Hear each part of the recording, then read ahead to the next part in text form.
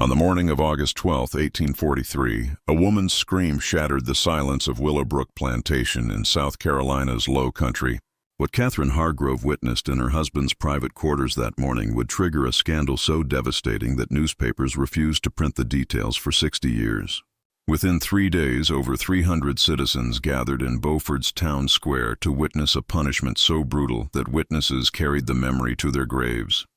The county sealed all documents until 1923, and when historians finally opened them, they discovered the truth was far darker than any rumor. This was not just about betrayal. It was about the complete destruction of a man's soul, orchestrated by the one person who knew exactly how to weaponize an entire community's rage. Before we continue with the story of Willowbrook Plantation and the scandal that destroyed the Harrow family, I need you to do something. If this story is already giving you chills, subscribe right now. We uncover the darkest true stories from America's past, the ones deliberately hidden from history. Tell me in the comments what state you are listening from. Are you close to where this nightmare unfolded? Hit subscribe because what comes next is much worse. Now, let me take you back to 1843 to a world where reputation meant everything and losing it meant losing your existence. Beaufort, South Carolina in the early 1840s was built on contradictions. Spanish moss hung from ancient oaks like funeral shrouds, beautiful and suffocating. The air smelled of salt marsh and magnolia blossoms, sweetness that could not mask the underlying decay. This was where fortunes rose from fields worked by enslaved hands, where white-columned mansions competed for the most impressive display of wealth and power. The Hargrove family occupied the highest tier of this society. Edmund Hargrove, 35 years old in 1843, had inherited Willowbrook Plantation from his father 7 years earlier. 3,000 acres of prime land, a Greek Revival mansion completed in 1838, crystal chandeliers from France, heart pine floors so perfectly joined the seams were invisible. Edmund was exactly what a South Carolina gentleman should be. Tall, dark-haired, broad-shouldered from years of riding. He dressed impeccably, spoke with the measured cadence of old money, served on the town council, held position as church deacon. He was known as a fair master, which in that time meant he did not whip his slaves as often as his neighbors.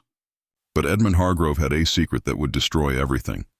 Catherine Hargrove, born Catherine Peaton, had married Edmund in 1837. She came from Charleston, wealth that rivaled the Hargroves. The marriage had been arranged, as most were, a union designed to strengthen both families. She was beautiful in the way Southern society demanded, pale skin protected from sun, dark hair perfectly arranged, waist corseted to fashionable narrowness. She had been educated at Charleston's finest academy, trained in French, piano, watercolors, and the subtle art of managing a household while appearing to do nothing. Their wedding had been the social event of the season. 400 guests at St. Michael's Church. Everyone said they made a perfect couple. Everyone said their children would be beautiful. But 6 years into marriage, there were no children. This was whispered in parlors, always with that mixture of pity and judgment society reserved for women who failed their primary duty. Catherine felt the weight of those whispers. She saw Edmund's mother's thinly veiled disappointment. She knew her value diminished with each passing year. What Catherine did not fully understand was why there were no children. Why Edmund came to her bed so rarely. Why he seemed distant, his mind elsewhere even when his body was present. The truth lived in the quarters behind the main house. The truth had names: Marcus, Samuel, and Daniel. Marcus was 24, son of the plantation's head cook, light-skinned with features that hinted at mixed ancestry no one spoke of openly. He had worked in the main house since 15, first as footman, then as Edmund's personal valet. He was intelligent, able to anticipate needs before they were spoken, moving through the house like a shadow. Samuel was 26, working the stables, darker than Marcus, muscular from physical labor, with hands equally skilled at managing horses and repairing leather. He had quiet dignity, an inner strength slavery could not quite break. Edmund had noticed him 3 years earlier, begun finding reasons to visit Thestables more frequently. Daniel was 21, a house carpenter skilled at detailed woodwork the plantation required. He was slight, almost delicate, with long fingers and an artist's eye. He rarely spoke, his voice soft and careful when he did. He had learned early that invisibility meant survival. Edmund had been careful, so very careful. He met them separately, never together, always late at night in the East Wing where Catherine never ventured. That section was supposedly being renovated, closed off, unused. Edmund had created a sanctuary there, a room with its own entrance from the gardens. Simple but comfortable furnishings, a large bed, heavy curtains, a lock, oil lamps casting soft, forgiving light. For 3 years this arrangement continued. Edmund maintained his public persona perfectly. Church every Sunday, business conducted with ruthless efficiency, smiles at his wife across dinner tables and late at night, while Catherine slept in her separate bedroom as was proper. Edmund descended the servants' stairs and crossed through darkened gardens to the east wing, where one or more of the 3 men would be waiting. These men had no choice. They were property. When their master summoned them, they came. Whether they felt desire, fear, resignation, or complicated mixtures of all 3, their feelings were irrelevant. Survival meant compliance. Refusal meant punishment, sale, separation from family. So they came, when called, kept silent, told themselves they were at least safe from field work that broke other men's bodies, at least had slightly better food, slightly better clothing, small privileges Edmund granted in exchange for their silence and their bodies. But secrets, no matter how carefully guarded, revealed themselves eventually. In a house where dozens of enslaved people moved through shadows, where wives lay awake listening to creaking floorboards, where jealousies and resentments simmered beneath every interaction, a secret this big could only stay hidden so long. Catherine had noticed things, small things at first. Edmund always locking the east wing door. Him seeming energized certain mornings, almost cheerful after weeks of distant moodiness. Marcus moving through the house with particular tension, eyes never quite meeting hers. Samuel always in the garden late at night when he should be in the quarters. Daniel sometimes with bruises on his neck, marks that looked like they might be from fingers, from lips. She had noticed and pushed these observations away because the alternative was unthinkable.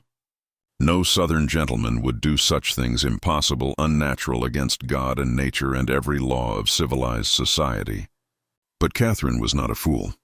She had been raised in a world where women learned to observe, to read subtle signs men thought they were hiding. 6 years as wife to an increasingly distant husband, enduring pitying looks and whispered conversations, feeling her worth diminish with each childless year, and slowly, like water seeping through foundation cracks, truth had begun penetrating her carefully maintained Daniel. On the night of August 11th, 1843, Catherine made a decision. She would know the truth. Whatever it was, however terrible, she would see it with her own eyes. Catherine waited until the house was dark and still. She heard Edmund's footsteps in the hallway, heard him descend the servants' stairs. She gave him 10 minutes, enough time to reach the east wing to settle in, to believe himself safe. Then she rose from her bed, wrapped a dark shawl around her white nightgown, and followed. The garden was illuminated only by quarter moon and faint glow from slave quarters. Catherine moved carefully, bare feet silent on brick paths. She could hear cicadas in trees, distant river sounds, her own heart pounding so hard she thought it might wake the entire plantation. She reached the east wing. The side door was slightly ajar. Light flickered from within, casting shifting shadows. Catherine approached slowly, breath shallow, hands trembling. She looked through the gap in the door. The room was larger than expected, furnished with care that made clear this was no temporary arrangement. The bed dominated the space, covered in fine linens Catherine recognized as missing from household inventory. Oil lamps cast warm light across the scene. Edmund was on the bed unclothed, his body intertwined with 3 others. Marcus, Samuel, and Daniel were with him, moving together in ways that left no doubt about what was happening. The sounds, the intimacy, the obvious familiarity of their movements spoke of ongoing practice, comfortable relationship. Catherine's hand flew to her mouth, stifling the scream rising in her throat. She stood frozen, unable to look away, unable to process what she was seeing. Her husband, the respectable planter, church deacon, pillar of society, engaging in acts that were not only illegal, but considered the deepest possible depravity. In 1843, South Carolina, what Catherine witnessed was a crime punishable by death, not just for Edmund, but for Marcus, Samuel, and Daniel as well. The law made no distinction, showed no mercy. The act itself was called sodomy, though that word was rarely spoken aloud. It was considered abomination, sin so terrible that even discussing it could corrupt decent people. Catherine watched perhaps 30 seconds, though it felt like eternity. She watched Edmund kiss Marcus with tenderness she had never experienced in their marriage. She watched Samuel's hands move across Edmund's back with obvious familiarity. She watched Daniel whisper something that made Edmund laugh. Genuine, unguarded laugh she had not heard in years. In that moment, watching her husband show more authentic emotion and desire with 3 enslaved men than he had ever shown with her, Catherine felt something cold and hard crystallize in her chest. Not just betrayal, though that was present. Not just humiliation, though she felt that too. What she felt was rage, pure, focused, calculating rage. She had given this man 6 years of her life, endured whispers and judgment, diminished herself, trying to be the perfect wife. And all the while he had been here in this room with these men, living his true life while she lived a lie. Catherine backed away from the door, mind already racing. She returned to the house, climbed stairs to her room, sat at her writing desk. Her hands were steady now, breathing calm. She lit a candle and pulled out paper. She began to write 3 letters, one to Edmund's mother, one to Sheriff Charles Denore, one to Edmund himself. In each, she described what she had witnessed, sparing no necessary detail to convey the full horror. She sealed all 3 letters, then walked to Edmund's door and slid his letter underneath. She returned to her room and lay in bed, fully dressed, waiting for sunrise. Edmund found the letter at dawn. He picked it up, broke the seal, read. Color drained from his face. Hands began shaking. He read 3 times as if repetition might change the words. Catherine had seen him. She knew everything, and she had already written to the sheriff and his mother. Edmund's first instinct was panic. Run, saddle a horse, ride north, disappear. But where would he go? He was a plantation owner whose entire identity was tied to this land. He had no skills beyond managing enslaved labor and maintaining social position. Without Willowbrook, without the Harrove name, he was nothing. His second instinct was denial. Perhaps he could convince Catherine she misunderstood. But even as these thoughts formed, he knew they were desperate and foolish. Catherine had described details proving beyond doubt she had witnessed exactly what she claimed. His third instinct was rage. How dare she threaten him? But that rage died quickly, because Edmund knew the truth. He had betrayed her, lived a lie, and in the rigid moral universe of antebellum South, what he had done was unforgivable. He walked to Catherine's bedroom and knocked. No answer. He tried the handle. Locked. He knocked again, harder. "Catherine, we must talk, please." Her voice came from behind the door, calm and cold. "There is nothing to discuss, Edmund. The letters have been sent. Sheriff Denore will arrive within the hour. Your mother shortly after. I suggest you use whatever time remains to make peace with God, since you will have no peace in this world." Edmund pressed his forehead against the door. "Please, Catherine, I can explain. Explain how you have spent 3 years defiling yourself and your slaves. Explain how you have made mockery of our marriage and our name." "There is no explanation that matters, Edmund. You are a sodomite.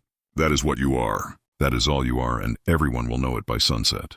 Sheriff Denore arrived at 7:30 with 2 deputies. Catherine met them at the door, still in nightclothing over. She invited them inside, offered coffee, explained the situation with calm, measured tone of woman reporting a property dispute. The sheriff was large, 60 years old, gray beard, eyes that had seen every variety of human wickedness. He had known Edmund since Edmund was a boy, attended the wedding, been guest at Christmas parties. As he listened to Catherine describe what she witnessed, as he read her detailed account, his face darkened with betrayal, mixed with disgust, mixed with cold determination of a man who knew exactly what the law required. "These are serious charges, Mrs. Hargrove, the most serious a man can face in this state." "I am aware, Sheriff, which is why I sent for you immediately. My husband is in his study. The 3 slaves he was with are in the quarters. I want them all arrested. I want this handled according to the full extent of the law." The sheriff nodded slowly. "Where did this incident occur?" "The East Wing. There is a room there furnished for this purpose. You will find everything exactly as I described." Sheriff Denore motioned to his deputies. They moved through the house with Catherine leading. She showed them the East Wing, the side door, the room itself. The bed was still unmade, lamps still burning low. Evidence of what occurred was everywhere, impossible to deny. The sheriff's jaw tightened. This was violation not just of law, but of entire social order. Edmund Hargrove was one of the wealthiest men in the county, respected citizen, community leader. And now he would have to be destroyed publicly and completely because the alternative was to let such behavior stand unpunished, which would shake the very foundations of their society. "Arrest Mr. Hargrove," the sheriff told his deputies. Bring him to town jail, then go to quarters and arrest the 3 slaves, Marcus, Samuel, and Daniel." The deputies moved to the study. Edmund did not resist. He stood when they entered, set down his glass, held out wrists for shackles. His face was blank, empty of expression. He looked at Catherine once as they led him past her in the hallway. She met his gaze without flinching. "I hope you understand what you have done," Edmund said quietly. "This will destroy you as much as it destroys me." Catherine smiled, a cold, terrible smile. "I know exactly what I have done. I have revealed you for what you are. I will survive this, Edmund. I will return to Charleston to my family. I will be the wronged wife, the innocent victim of your depravity. But you will be nothing. Just a name people whisper about, a cautionary tale, a warning about consequences of unnatural vice." Edmund said nothing more. Deputies led him outside to a waiting wagon. Within minutes, he was on his way to Beaufort Town Jail, shackled like common criminal.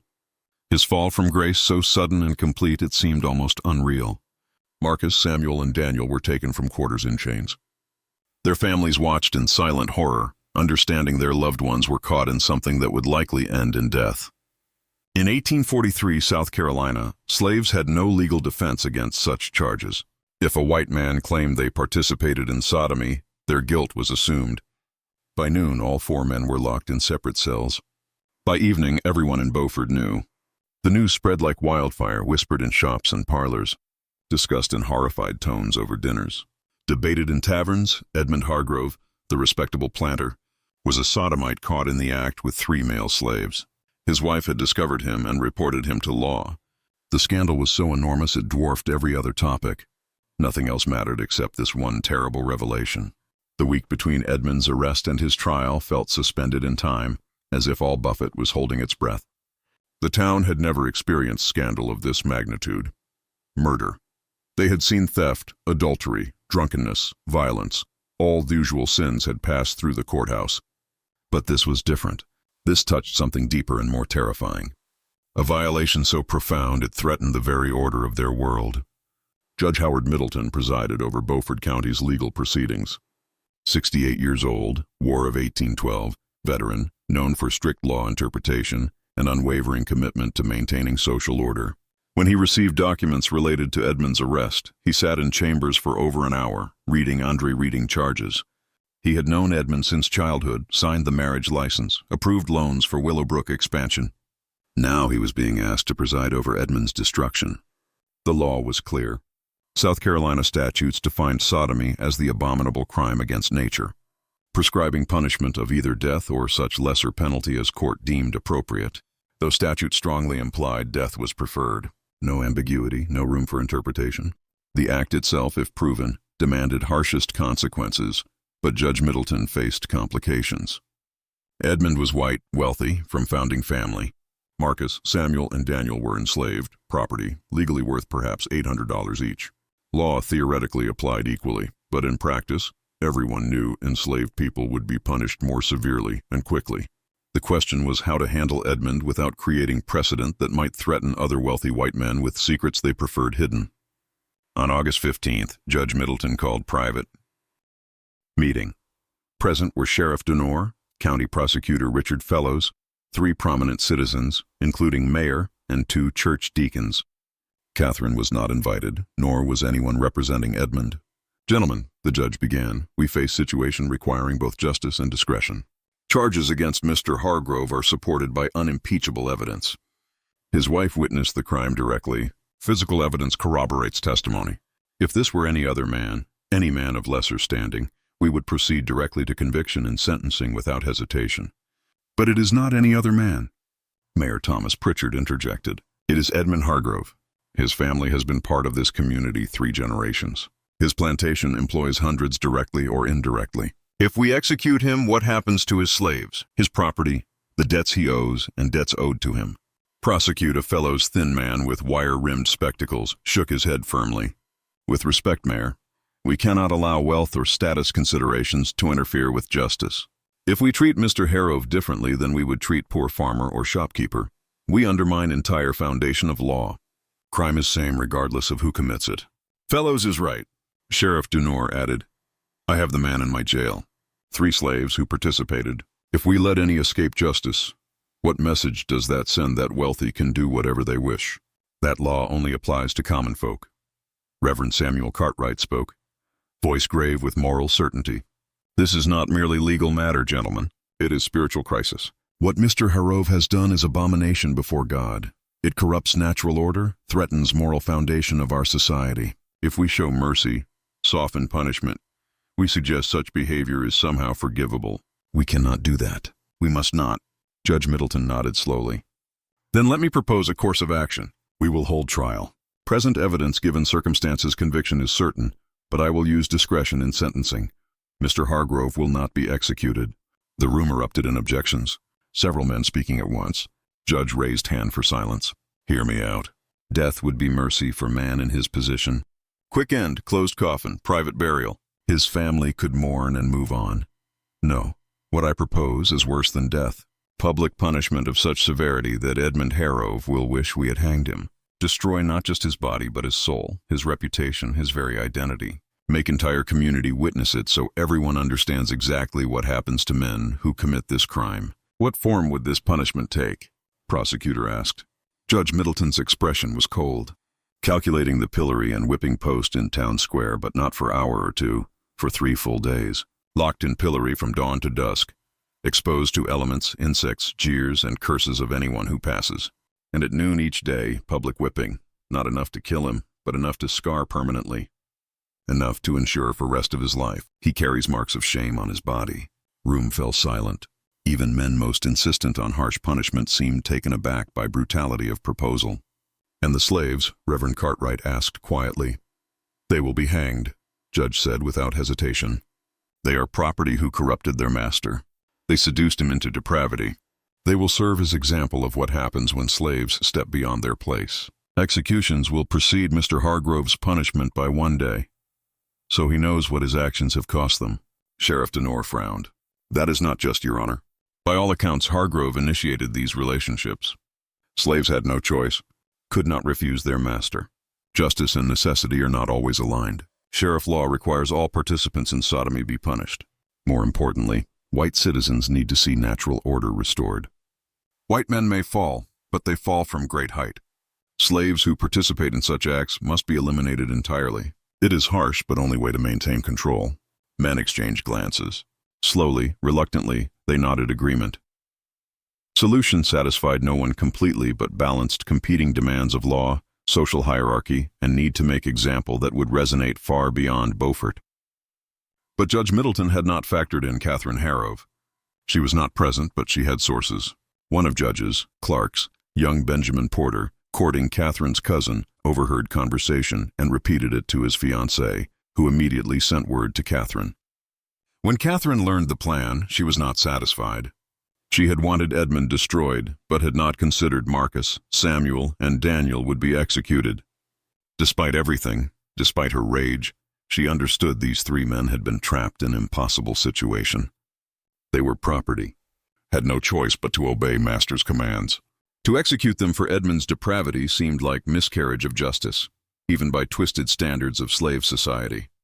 But Catherine also understood something else. If Marcus, Samuel, and Daniel died before Edmund's public punishment, if they were hanged and buried before town, witnessed Edmund's humiliation, then Edmund would become martyr of sorts. People would whisper he had loved his slaves, sacrificed himself for them, that there was something tragic and romantic about his fall. Catherine could not allow that narrative. She sent word to Judge Middleton, requesting private meeting. He agreed, curious about what woman at Scandal Center could possibly want. They met in his chambers 2 days before trial. Catherine arrived, dressed in full mourning black, though no one haddied. Deliberate choice, visual representation of death, of her marriage, her hopes, her future. She sat across from Judge with perfect posture, hands folded, expression calm. Your Honor, I have heard of your intended sentence for my husband and the 3 slaves involved in his crime. Judge raised eyebrow. That was private discussion, Mrs. Hargrove. How did you come to know of it in town this size, Your Honor? Very little remains private long. But I am not here to question your authority or judgment. I am here to make request. Speak then. I request punishment of all 4 men occur simultaneously, that Marcus, Samuel, and Daniel not be hanged separately, but be present during Edmund's 3 days in pillory and whipping. that they be forced to watch what becomes of the man who used them, and that Edmund be forced to watch their executions on final day after his punishment is complete. Judge leaned back, studying her. That is remarkably cruel, Mrs. Hargrove, even for wronged wife. My husband showed me no mercy, Your Honor. Showed our marriage no respect. Showed God's law no reverence. Why should I show him mercy now? Why should he be granted dignity of being punished alone where he can imagine himself victim? Let him see what his desires have caused. Let him watch those 3 men die knowing his actions brought them to gallows. Let entire town see complete picture of his depravity and its consequences. Judge Middleton was silent for a long moment, then nodded slowly. Your request is granted. I will modify sentence accordingly. Trial will proceed in 3 days. Punishment will begin day after verdict. It will be exactly as you described. Catherine stood, smoothed her black skirts, offered Judge small, cold smile. Thank you, Your Honor. Justice should be complete. Entire story should be told. Nothing should be hidden. The trial began August 18, 1843. Courtroom packed beyond capacity. People stood in aisles, crowded doorways, pressed against windows, trying to hear every word. This was not just trial. It was social event of decade, spectacle that would be discussed and debated for years. Edmund was brought in wearing shackles. He had not been allowed to change clothes since arrest. Once fine shirt stained and wrinkled, face gaunt, eyes hollow. He looked like man who had already died inside, going through motions of living because he had no other choice. Marcus, Samuel, and Daniel were brought separately, also in chains, made to stand in courtroom corner, guarded by armed deputies. Their faces showed different emotions. Marcus looked resigned, almost peaceful, as if he had accepted what was coming. Samuel's jaw was set, eyes burning with quiet rage. Daniel was trembling, tears running silently down face. Judge Middleton took his seat. Prosecutor rose and presented charges. Then Catherine was called to testify. She walked to witness stand with head held high. Wore dark gray now, still mourning colors, but slightly less severe. Placed hand on Bible, swore to tell truth. Then, in clear, steady voice, described in exact detail what she had witnessed morning of August 12th.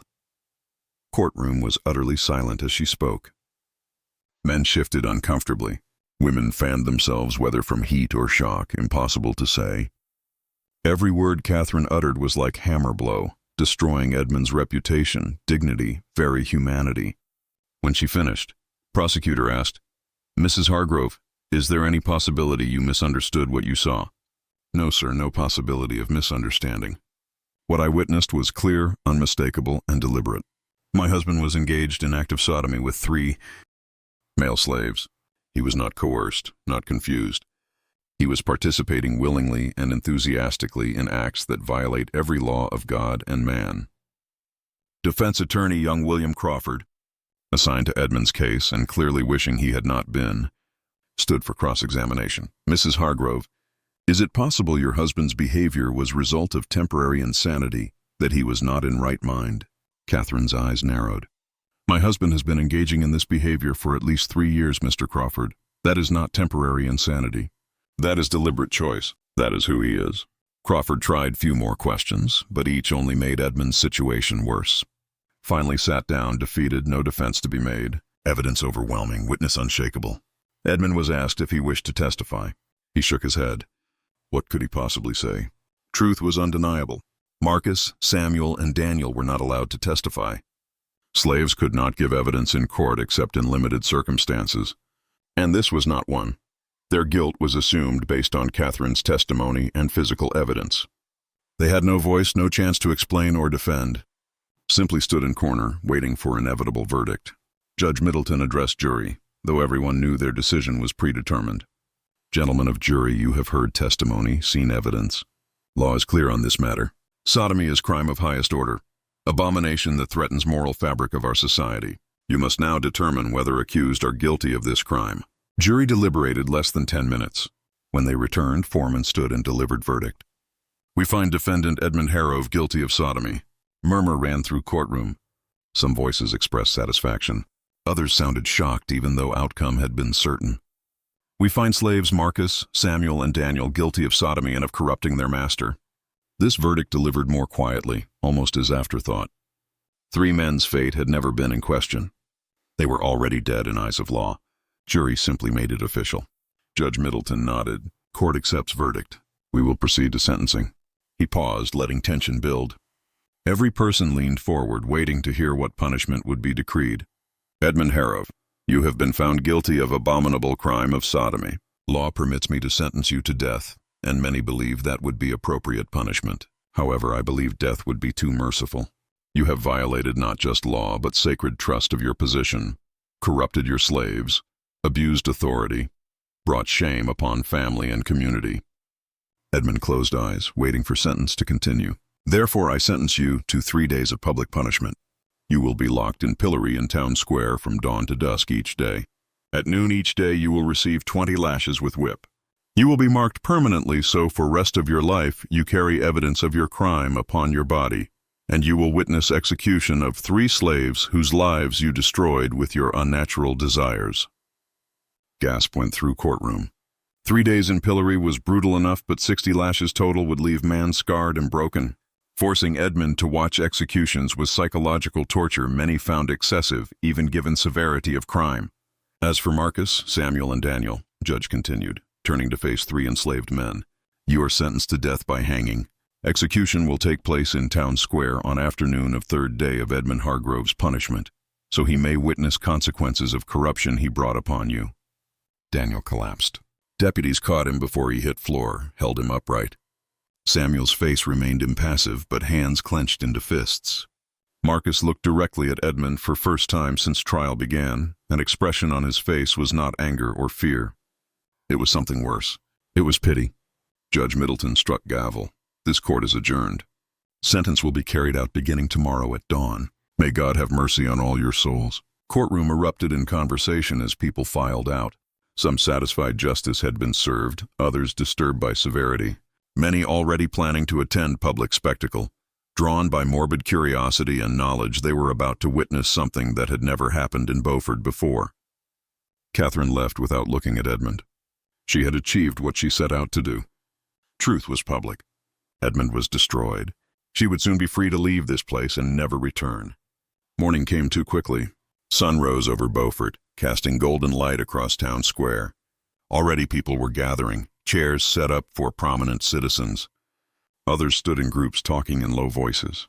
Children were kept home, but teenagers and adults filled square until there was barely room to move. In center stood pillory, wooden frame with holes for head and hands, and beside it, whipping post, thick wooden pole with iron rings for securing condemned. Both had been freshly painted, as if someone wanted them to look their best for this historic occasion.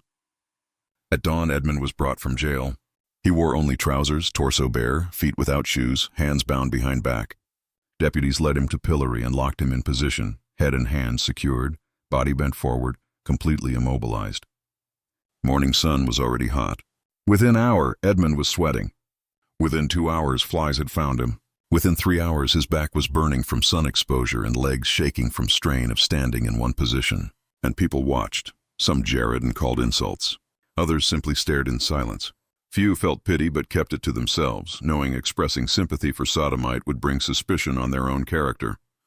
Catherine arrived mid-morning, accompanied by 2 female relatives from Charleston, who had come to support her. She stood a distance from pillory, not close enough to speak to Edmund, but close enough that he could see her if he raised eyes. She wanted him to know she was there, witnessing his humiliation, ensuring it was complete. Marcus, Samuel, and Daniel had been brought from jail and forced to stand at square's edge, chained together, guarded by deputies. They watched Edmund's punishment with varying reactions. Marcus kept expression neutral, showing nothing. Samuel watched with grim satisfaction, glad to see man who used him now suffering. Daniel could not watch at all. He kept eyes on ground, unable to bear sight. At noon, real punishment began. Sheriff Denore approached pillory with long leather whip. Crowd fell silent, every eye fixed on scene about to unfold. "Edmund Hargrove," sheriff announced loud enough for everyone to hear, "you have been sentenced to 20 lashes. May this punishment serve as reminder of consequences of your crime and as warning to any other man who might be tempted to follow your path." Edmund's body tensed. He had been whipped once as child, few strokes for childhood mischief, but that had been nothing compared to what was coming. He tried to prepare himself, but there was no preparing for this. First lash came without further warning. Leather strip cut across Edmund's bare back with crack that echoed across square. Edmund gasped but did not cry out. Thin line of red appeared on his skin. Second lash followed quickly. Then third. By fifth lash, Edmund was groaning with each blow. By 10th, he was crying out, unable to maintain composure. By 15th, he was sobbing, body shaking with each impact. Skin on back was torn in multiple places, blood running down to soak into waistband of trousers. 20th lash finally came. Edmund sagged in pillory, held upright only by wooden frame imprisoning him. Crowd was silent now. Initial excitement of witnessing punishment replaced by uncomfortable reality of watching human being broken. Sheriff Denore coiled whip and stepped back. Edmund would remain in pillory until sunset. Still exposed, still suffering. But at least whipping was over for today. He drifted in and out of consciousness as afternoon stretched endlessly. People came and went, some staying hours, others just passing through to see spectacle with own eyes. Finally, as sun approached horizon, Sheriff returned. He unlocked pillory and Edmund collapsed immediately, unable to stand. Deputies caught him, dragged him back to jail where doctor had been ordered to examine him and ensure he would survive to endure next 2 days. Second day began exactly like first. Edmund brought out at dawn, locked in pillory, exposed to sun and insects and jeers of crowd. His back was massive scabbed lacerations from previous days' whipping. Every movement pulled at wounds, sending fresh waves of pain through body. Catherine returned as she had day before. She stood in her black dress, face shaded by parasol, watching without expression. People had begun whispering about her, calling her cruel, calling her vindictive. But they also understood her rage. She had been wronged in way few women could imagine. At noon, whipping began again. 20 more lashes across Edmund's already damaged back. This time he screamed from first blow. There was no dignity left, no strength to maintain composure. He screamed and begged and pleaded for mercy, but none came. Al had decreed 20 lashes, and 20 lashes he received. When it was over, Edmund's back looked like raw meat. Doctor would later comment he had never seen man whipped so severely survive, but Edmund did survive, though there were moments when he wished he had not. Third day arrived. Edmund was brought to pillory for final time. His body was barely recognizable, back covered in blood-soaked bandages, face swollen from sun exposure and insect bites. Legs could barely support weight, but sentence was clear. 3 days in pillory, 3 sessions of whipping. Law would be fulfilled. Crowd that day was largest yet. Word had spread throughout county. People had traveled from neighboring towns to witness conclusion of Edmund Hargrove's punishment and execution of 3 slaves. Square was so packed that deputies had to form perimeter to keep crowd from pressing too close to pillar and gallows that had been erected overnight. Gallows were simple but effective wooden platform with 3 nooses hanging from crossbeam. They had been positioned so Edmund locked in pillory would have clear view of executions. This was Catherine's final gift to her husband, knowledge that his desires had directly caused these men's deaths, an obligation to watch as they died. Final 20 lashes came at noon. Edmund barely reacted this time. He was beyond screaming, beyond begging. He simply endured, body jerking with each impact, blood flowing freely from reopened wounds.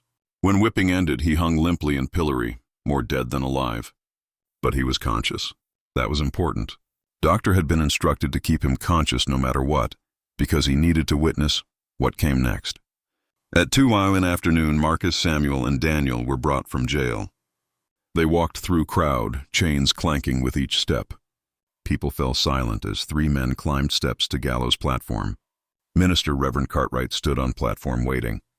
He held Bible and attempted to offer final prayers, but Daniel interrupted him. "Save your prayers, Reverend," Daniel said, voice surprisingly strong despite fear. "We do not need prayers from God who allowed this to happen. If there is God who sees what is happening here today and does nothing to stop it, then that God is no God at all." Reverend recoiled as if struck. "You blaspheme in your final moments?" "I speak truth in my final moments," Daniel replied, "something no one else in this town seems capable of doing." Samuel spoke next, looking out at crowd. "You call us criminals. You call us corruptors. But we never had choice. When our master called us, we came. That is what slaves do. We survive however we can. And now you kill us to protect your own sense of order. Remember that. Remember what you did here today." Marcus said nothing. He simply looked at Edmund, still locked in pillory 20 FT away. Their eyes met for a brief moment, and something passed between them. Some final acknowledgement of strange and terrible relationship they had shared. Executioner, man named John Kelly, who served as county's designated hangman, placed noose around each man's neck. He adjusted them carefully, ensuring they would work as intended, then stepped back and waited for signal from Judge Middleton, who stood at base of gallows. Judge looked at pocket watch. At exactly 2:15 he nodded. Executioner pulled lever. Trap doors beneath Marcus, Samuel, and Daniel opened simultaneously. 3 men dropped, ropes went tore, and necks broke with audible cracks that carried across Silent Square. They died quickly, at least. That was only mercy afforded them. Bodies swung gently in afternoon breeze. 3 men who had been property in life and remained property, even in death. Edmund watched it all. He watched Marcus die. He watched Samuel die. He watched Daniel die, and something inside him broke that no amount of physical punishment could have broken. He made sound, low wailing cry that seemed to come from somewhere deep inside shattered soul. Sound of anguish and despair and guilt that would haunt everyone who heard it for rest of their lives. Bodies were left hanging for hours, as was customary to ensure death was complete and serve as final warning. Then they were cut down and loaded into wagon. They would be buried in unmarked graves on edge of town in section reserved for criminals and slaves who died without family to claim them. Edmund was finally released from pillory at sunset. He collapsed immediately, had to be carried back to jail. Doctor examined him and declared he would survive, though recovery would be long and painful. Judge Middleton came to Edmund's cell that evening. He looked down at broken man lying UNC barely conscious, covered in bandages, spirit as damaged as body. Mr. Herove, you have served your sentence. You are free to go. But understand this, you are no longer welcome in Beaufort, no longer welcome anywhere in South Carolina. If you remain here, if you attempt to reclaim your property or position, you will find society has closed its doors permanently. My advice is to leave, go west, go north, go anywhere but here, and pray no one where you land ever learns your name or history. Edmund said nothing. There was nothing to say. His life as he had known it was over. Everything he had been, everything he had worked for was gone. He was ghost now, living reminder of what happened to men who violated unwritten rules of Southern society.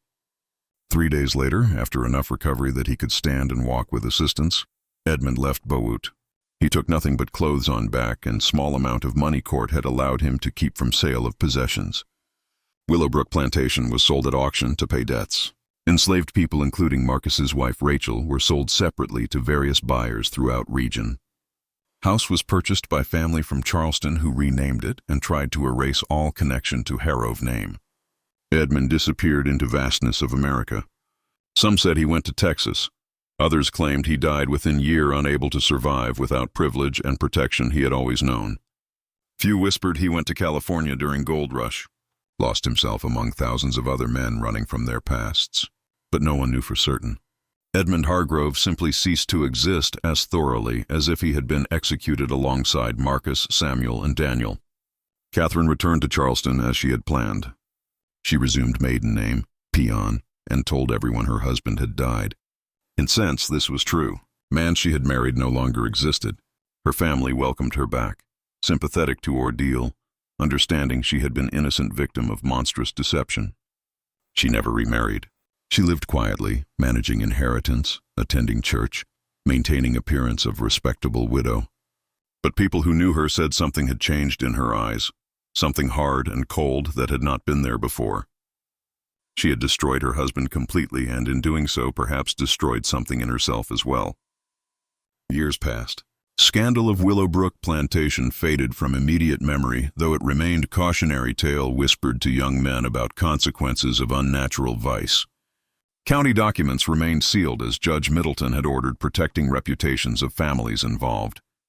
But in 1897, 54 years after events occurred, something unexpected happened. Young historian named Thomas Bradford, researching antebellum South Carolina for his doctoral thesis, applied for access to sealed county records.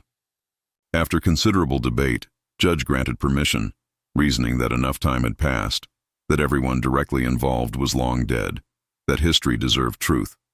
Bradford spent 3 months reading through documents, trial transcripts, Catherine's testimony, letters between judge and various officials, eyewitness accounts of punishment and executions, medical reports on Edmund's condition, financial records of plantation sale. Everything had been meticulously preserved. Bradford was shocked by what he discovered, not just by events themselves, though those were disturbing enough, but by what documents revealed about antebellum society, rigid moral codes enforced through spectacular public violence, laws that made no distinction between willing participants and enslaved people who had no choice, communities' eagerness to witness suffering, to participate in destruction of one of their own when he violated social order. He published his findings in 1899 in an academic journal with limited circulation.